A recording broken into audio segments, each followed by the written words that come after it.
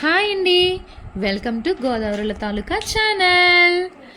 ఈరోజు మనం వీడియోలో simple snack recipe potato bajji చూపిస్తానండి. ఫస్ట్ పొటాటో బజ్జీకి కావలసిన పదార్థాలు: కట్ చేసిన పొటాటో, 1 కప్పు శనగపిండి, తగినంత ఉప్పు, కారం, పసుపు, వాము, బేకింగ్ సోడా. ఒక బౌల్లో ఈ ఇంగ్రీడియంట్స్ అన్నీ కలిపి వీడియోలో చూపించిన విధంగా తగినంత వాటర్ వేసుకుని కలుపుకోవాలి.